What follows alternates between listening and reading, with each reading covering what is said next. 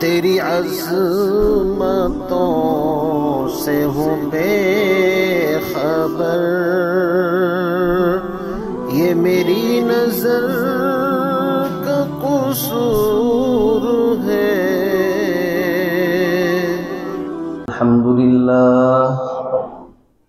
अल्हम्दुलिल्लाह नहमदुहु व नस्तईनुहु व नस्तगफिरुहु व नु'मिनु बिही व नतवक्कलु अलैहि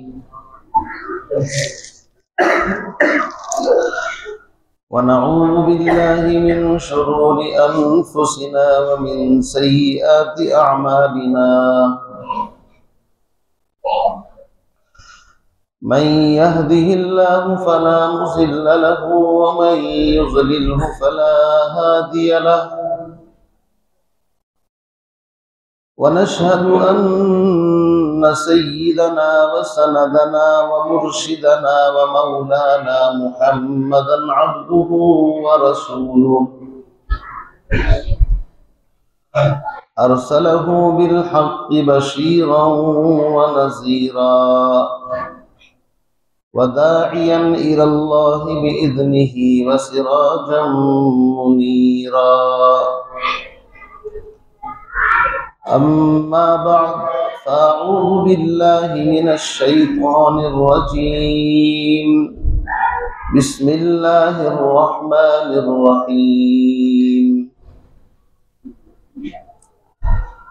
या अय्युहल्लज़ीना आमनू इज़ा नूदिया लिस्सलाति मिन यौमिल जुमुअति फ़स्अऊ इला ज़िक्रिल्लाहि व ज़रुल बैअ ज़ालिकुम खैरुल लकुम इन कुन्तुम तअलमून।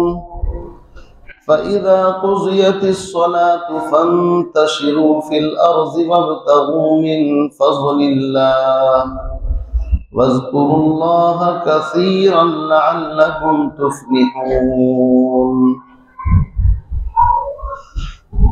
सदक़ल्लाहुल अज़ीम।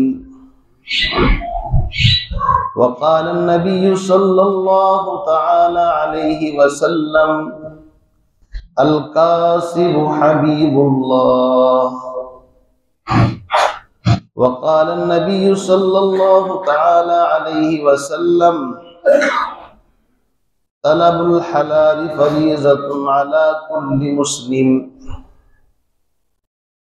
औ कमा क़ाल नबी सल्लल्लाहु तआला अलैहि वसल्लम।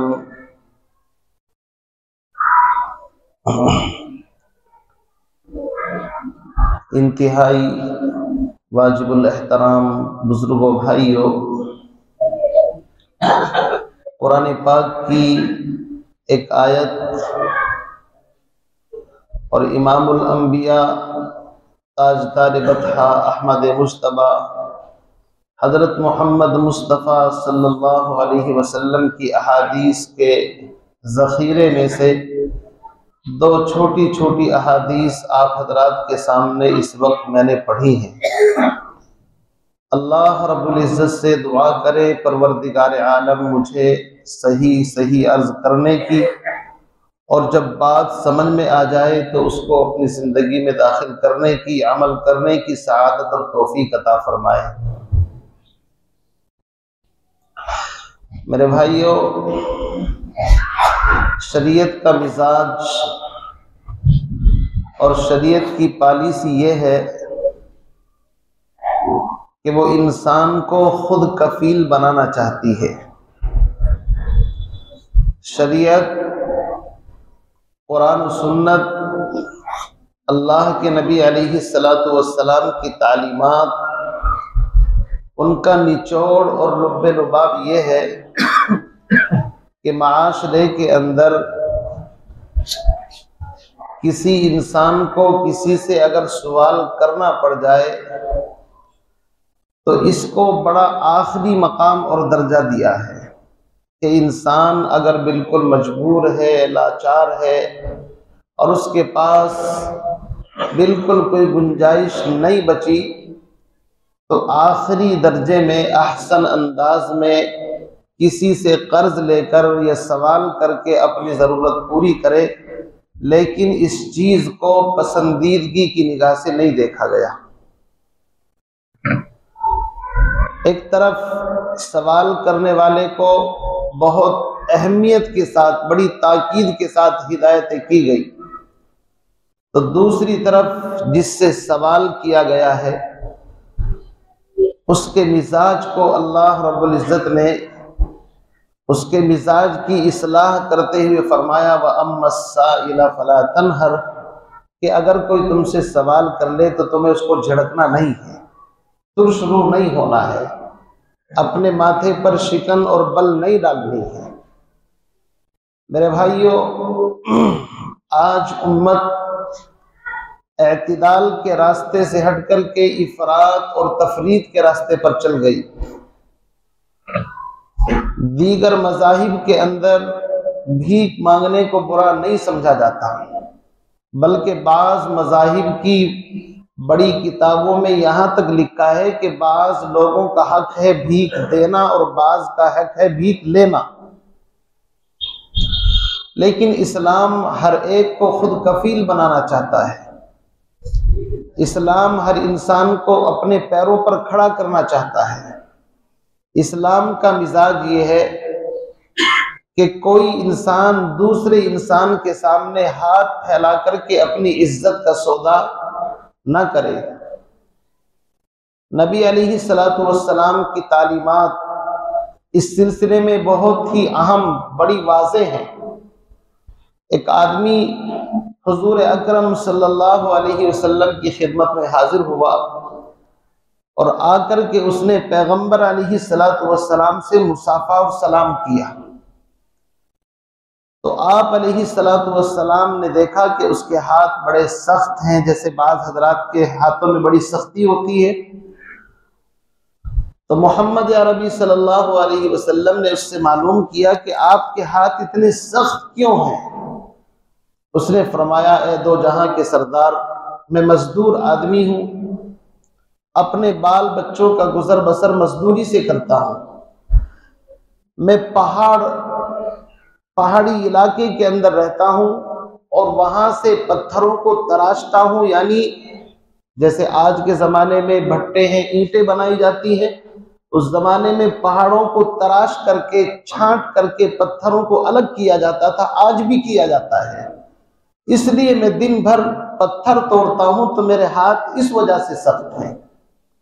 कुर्बान जाइए दो जहां के सरदार मोहम्मद अरबी सल्लल्लाहु अलैहि वसल्लम पर लाखों दरूद और सलाम हो उस आका पर कि आप अलैहिस्सलातु वस्सलाम ने उस सहाबी की हौसला अफजाई फरमाई और आपने अपनी ज़बान मुक़द्दस से कहा, अल कासिबु हबीबुल्लाह, हाथ से मेहनत मजदूरी करके कमाने वाला, अपने बाल बच्चों की कफालत करने वाला अल्लाह का दोस्त है। हबीब दोस्त को कहते हैं, अल कासिबु हबीबुल्लाह। कितना बेहतरीन माशरा तैयार किया जा रहा है। आपने हौसला अफजाई फरमाई कि आप अपने हाथों से मेहनत करते हैं, पहाड़ी इलाके में रहते हैं, पत्थरों को तराशते हैं, तोड़ते हैं, कोई बात नहीं। आपने इस चीज की कभी तरगीब नहीं दी कि बीवी को, बच्चों को, कारोबार को लात मार करके तस्बीह और कुरान लेकर के और मुसल्ला लेकर के मस्जिद में बैठ जाओ, एतिकाफ की नियत कर लो और तस्बीह पढ़ते रहो, सुभान अल्लाह सुभान अल्लाह। फरमाया कि एक बीमार मुआशरे की बुनियाद है।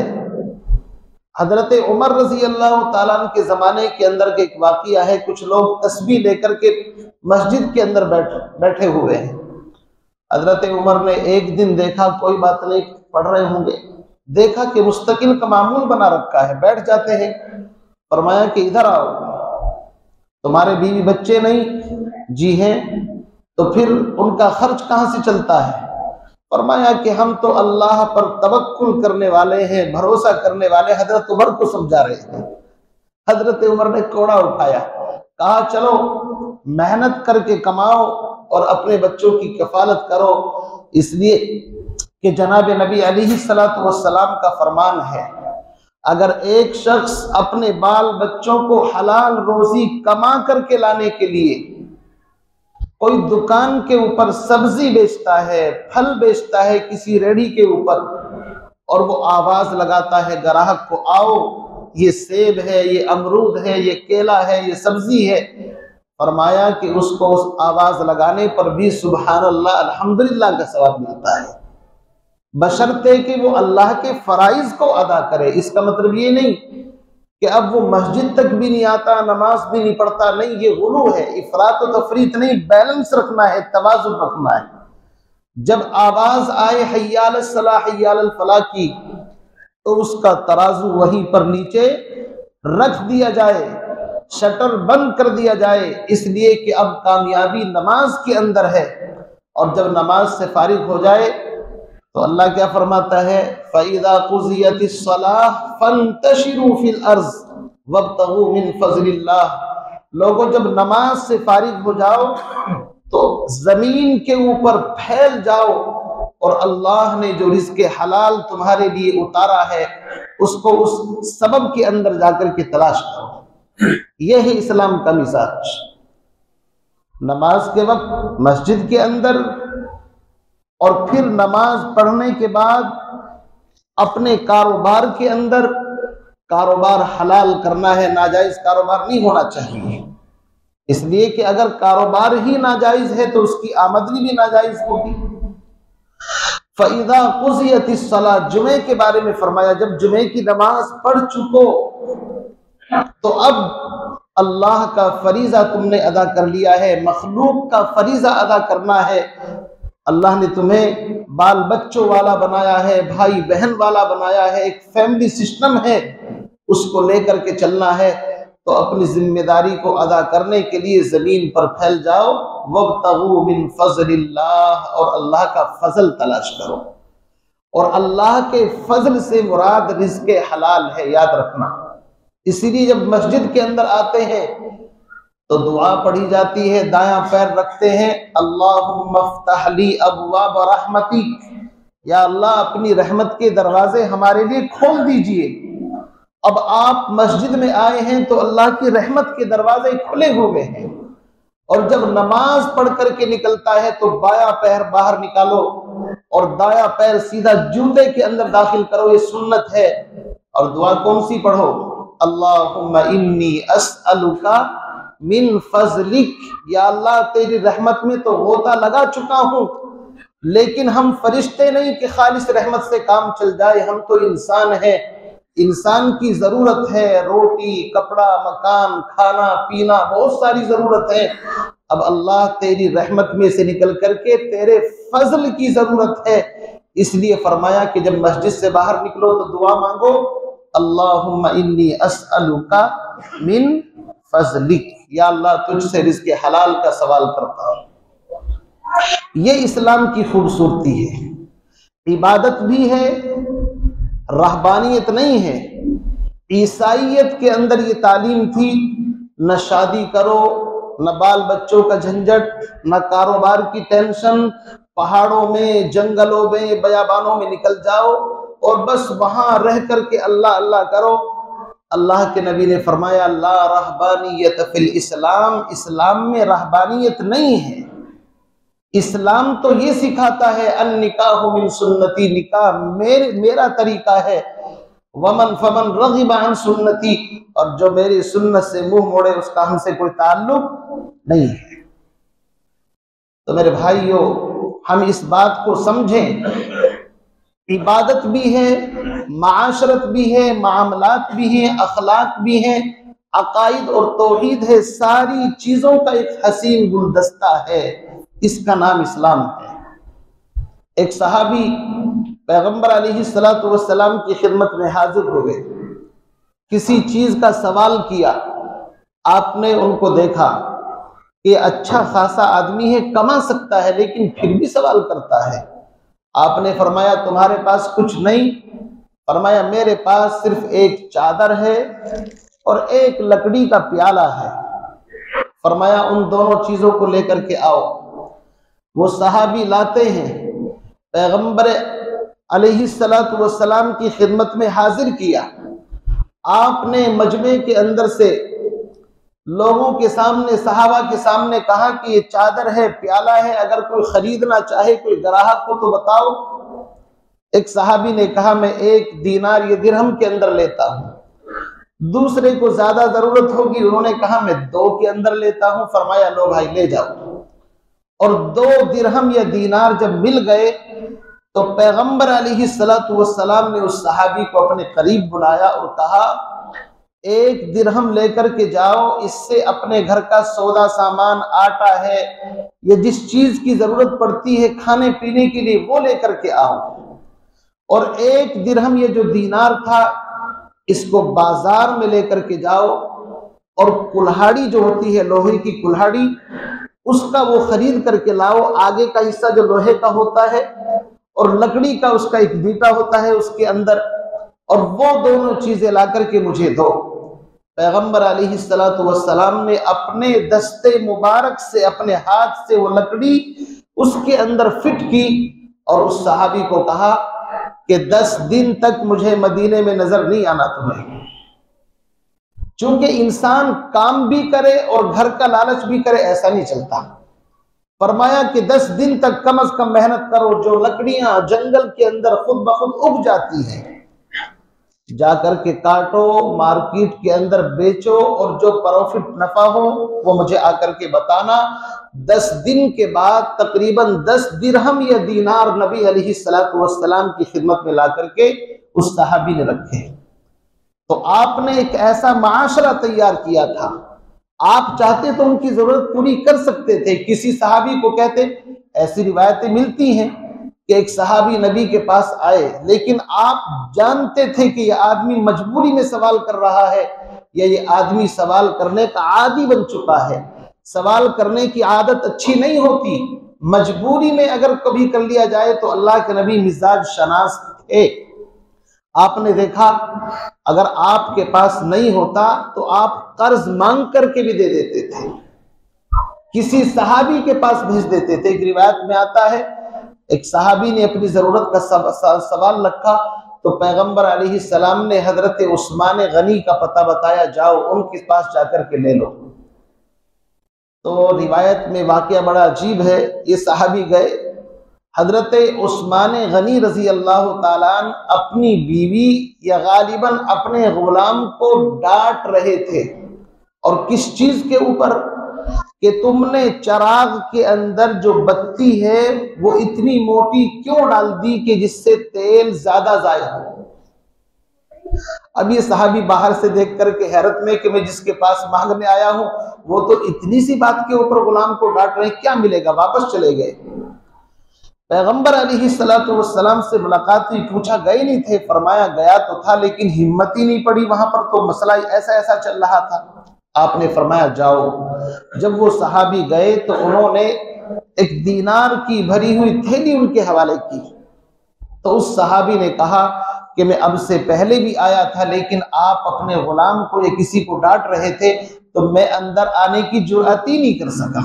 हजरत उस्मान गनी ने फरमाया देखो ये अल्लाह के रास्ते का देना एक अलग चीज है और फजूल खर्ची एक अलग चीज है। और कुरान में अल्लाह फरमाता है इन्नल मुबज़्ज़िरीन कानू इख्वान शयातीन, फजूल खर्ची करने वाले शैतान के भाई हैं। चराग की बत्ती अगर छोटी होगी तो उसके अंदर तेल कम खर्च होगा। इसलिए हमारे अकाबिर असलाफ सहाबा और नबी की जिंदगी के अंदर डिसिप्लिन आपको नजर आएगा। मेरे भाइयों, मैं अर्ज ये करना चाह रहा था कि इस्लाम में इन चीजों की कोई ज्यादा अहमियत नहीं है। इस्लाम तो ये चाहता है कि माशरे के अंदर हर इंसान खुद अपनी जरूरत को पूरा करने वाला बने। इसलिए उस जमाने के अंदर बैतुल माल हुआ करते थे, बैतुल माल से जरूरतें पूरी होती थी। हजरत उमर बिन अब्दुल अजीज का नाम आपने सुना है। उमर बिन अब्दुल अजीज ये उमर सानी है। एक उमर तो वो है हजरत उमर बिन खत्ताब रजी अल्लाह ताला अन्हु। उनका नाम भी इतना चलता है कि बाज ममालिक के अंदर उमर ला के नाम से उमर के नाम पर कानून बना हुआ है। उन मुल्कों के अंदर जो बच्चों को फंड दिया जाता है उमर अलाउंस के नाम से उनके महकमों के अंदर दर्ज है। ये हजरत उमर बिन अब्दुल अजीज पैगंबर के 100 साल बाद कितने साल बाद? 100 साल बाद 101 के अंदर खलीफा बने हैं। 2-2.5 साल खलीफा बमुश्किल रहे हैं, लेकिन इनके मिजाज के अंदर जो अदल, इंसाफ और इनकी जो खूबियां और क्वालिटी थी, आज भी दुश्मन कहता है कि अगर इस्लाम को एक उम्र और मिल जाता तो काम कुछ और बनता। 2 उम्र मिले हैं, 1 उम्र कोई अल्लाह करे और ऐसा पैदा हो जाता। इनके बारे में आता है, इनका एक गवर्नर था अफ्रीका का, अब्दुल हमीद उसका नाम था। मैं उनके गवर्नर की बात सुना रहा हूं, खुद हजरत उमर की नहीं। हजरत उमर तो खुद ऐसे थे कि उनके जमाने में भेड़िया और बकरी एक साथ चरते थे, पानी पीते थे, किसी की हिम्मत नहीं कि दूसरे पर हमला कर दे। क्योंकि जब जमीन पर अदल व इंसाफ होता है तो उस अदल व इंसाफ का असर समंदर की मछलियों के ऊपर, जानवर के चरिंद परिंद दरिंदों के ऊपर, इंसानों के ऊपर भी आता है। इनका गवर्नर है अफ्रीका का अब्दुल हमीद।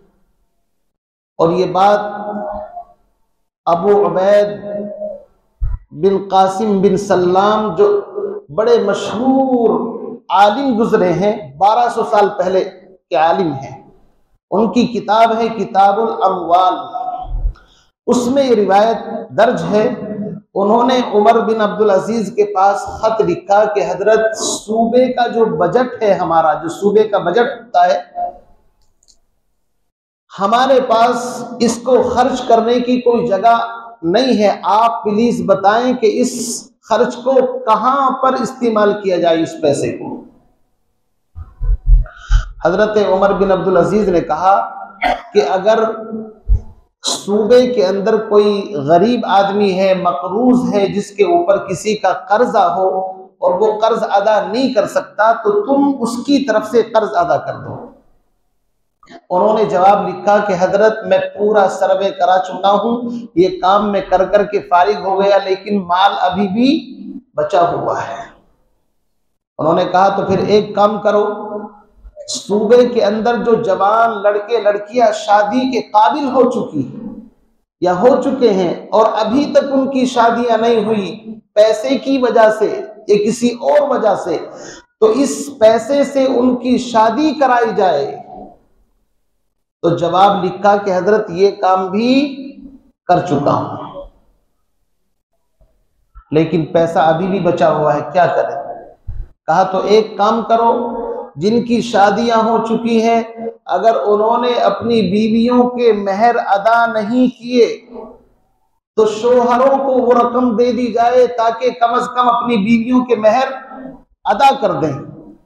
तो तीसरा खत वापस आता है कि हजरत, ये काम भी कर चुका हूं। अब 3 काम हो चुके, फिर भी पैसा बचा हुआ है। ये उनकी अमानत दयानतदारी थी। आज तो बड़े बड़े घोटाले हो जाते हैं, पता नहीं चलता रातों रात कहां गए पैसे। चौथा खत कि फिर एक काम करो, आसान किस्तों के ऊपर लोगों को कर्ज दिया जाए ताकि उस पैसे से वो बंजर जमीन को आबाद करें। बंजर जमीनें होती हैं, उनको आबाद करने के लिए लोगों को कर्ज दिया जाए ताकि उसके जरिए से पैदावार बढ़े। फरमाया कि हजरत, ये काम भी कर चुका हूं, पैसा अब भी बचा हुआ है। अब बताइए, ये हुजूर अलैहिस्सलातु वस्सलाम से 100 साल बाद जब इस्लाम तरक्की की तरफ था और सही माना में इस्लाम लोगों की जिंदगी के अंदर था, ये उस जमाने की बात है। आज हमारा इस्लाम, अल्लाह माफ फरमाए, मस्जिदों तक और रमजान के महीने के रोजों तक, और ज्यादा कोई होगा तो बैतुल्लाह का हज उम्रा करने तक, यहां तक सिमट करके रह गया। इससे ज्यादा हमारा इस्लाम हमें नजर नहीं आता। इसीलिए कि ईसाई ने कहा था कि एक इस्लाम वो है जो मुसलमानों की किताबों के अंदर लिखा हुआ है, और एक इस्लाम वो है कि जिसकी ये दावत देते हैं, और तीसरा इस्लाम मुसलमानों की जिंदगी के अंदर है। समझ में नहीं आता कौन सा इस्लाम कबूल किया जाए। किताबों का इस्लाम और है, जो मैं सुना रहा हूं, सुनकर के यकीन नहीं आता। एक आदमी ने सवाल किया कि इतना बड़ा बजट वो बजट था किसी मुल्क का या बहरे अटलांटिक था, यानी कि वो कोई समंदर था कि जो खत्म ही होने का नाम नहीं लेता। तो मेरे भाइयों, वो समंदर इस वजह से था कि उस वक्त के हुक्मरान फाका करते थे, लेकिन बैतुल माल के एक पैसे का इस्तेमाल अपने ऊपर हराम और नाजायज समझते थे। हजरत उमर बिन अब्दुल अजीज रहमतुल्लाह अलैह बाजार से गुजरे, अंगूर रखे हुए हैं लेकिन जेब में पाई नहीं है, और कितने बड़े 3 बर्रे आजम के ऊपर उनकी हुकूमत है, आप अंदाजा लगाइए। उनके गवर्नर उनके पास खत लिख रहे हैं, और खुद अमीरुल मोमिनीन का हाल ये है, अंगूर खाने के लिए पैसे नहीं। बीवी से आकर के कहा फातिमा, और ये फातिमा कौन है? फातिमा बिनते अब्दुल मलिक, जिसका बाप भी बादशाह और जिसके भाई भी बादशाह। ये मामूली खातून नहीं थी, इसका बाप भी बादशाह था, अब्दुल मलिक इब्ने मरवान, उसकी बेटी है। आज तो हमारी औरतों को अल्लाह माफ फरमाए, उनके नखरे बर्दाश्त नहीं होते, होटल से खाना चाहिए उनको। आज शाम में हड़ताल है, मैं खाना नहीं बनाऊंगी, चाहे शोहर की बेचारे की गुंजाइश ना हो, लेकिन आज शाम में तबीयत खराब है, मेहमान आ रहे हैं, हमारी तो डिमांड ही पूरी नहीं होती। और वो बादशाह की बेटी, बादशाह की बहन, 3 भाई उसके बादशाह थे, और शोहर भी बादशाह है अमीरुल मोमिनीन।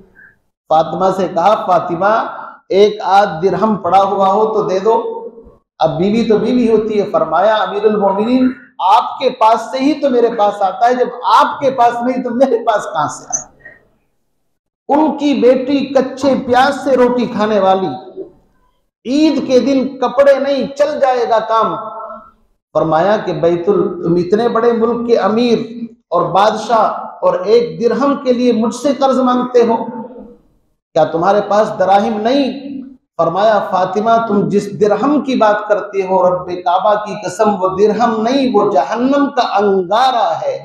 जब अमीर ऐसे हुआ करते थे तो उनके माल में, खजाना में बरकतें हुआ करती थी। मेरे भाइयों, जरूरत इस बात की है कि हम सब अपनी इस्लामी तारीख को पढ़ें, उलमा से अपना राब्ता मजबूत रखें, और अपने माशरे को इस तरफ ले जाने की कोशिश करें कि ये खुद अपने पैरों के ऊपर खड़ा हो, ये ज़कात देने वाला बने, ज़कात लेने वाला न बने। इसकी कोशिशें की जाए कि हम सब देने वाले बने, और अल्लाह करे हमारे माशरे के अंदर से जो भीख का बढ़ता हुआ रवाज है, इसके ऊपर किसी तरीके से अंकुश लगे और इसको किसी तरीके से कम किया जाए।